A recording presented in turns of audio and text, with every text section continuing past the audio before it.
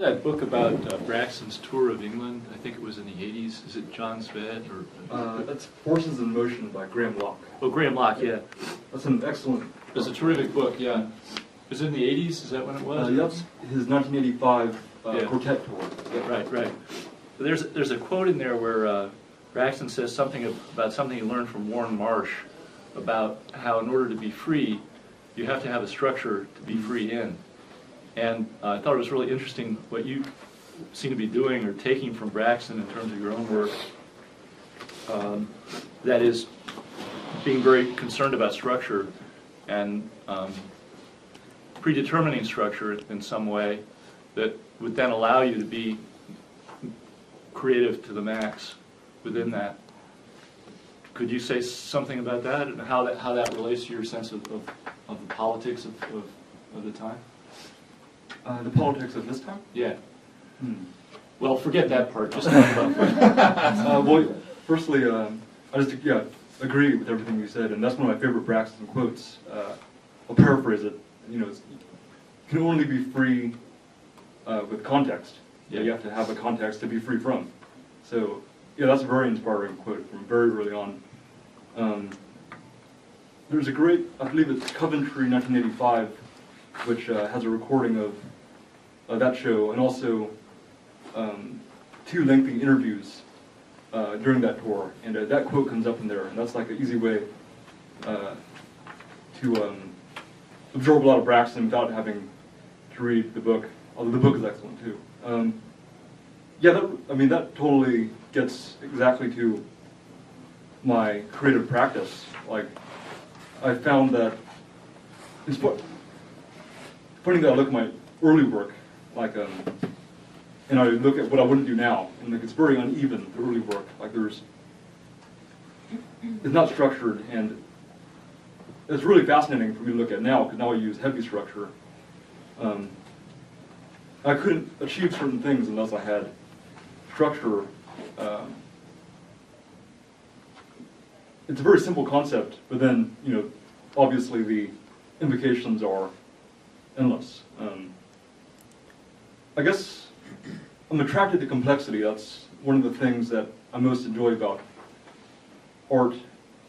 I don't believe in difficulty.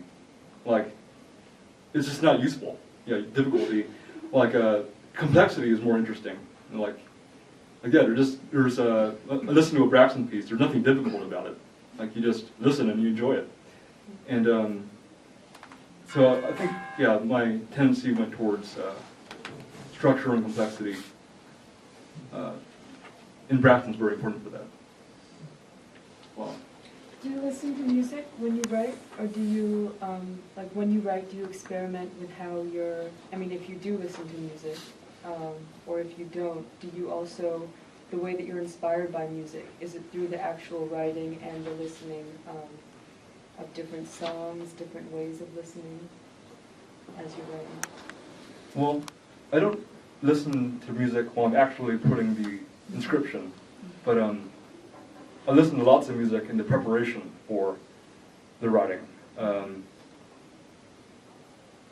Usually my writing takes a massive build-up, like 90% of the time that goes into a piece is just preparing the structure, designing the system, and getting all the materials, and then the last 10% is actually getting down to writing it. So during the preparation, I'm absorbing tons of stuff, like reading tons of stuff, listening to lots of music, listening to lots of poetry recordings. And then usually when I'm actually doing the writing, there's no music going on. And it tends that when I do the writing, it takes I have to do it in all one burst. It's like getting into a very intense groove and then just making my strike. So I'll write for 12 hours a day, like when I'm actually writing, and then I have to take a long break. Or I'll do 12 hours a day for a week. So 12 hours a day every day. When I finished the Totality Cantos 1 through 10 earlier this month, I just wrote it straight for a week, and I finished them all. But now I have to take a long break again because it's just really tiring.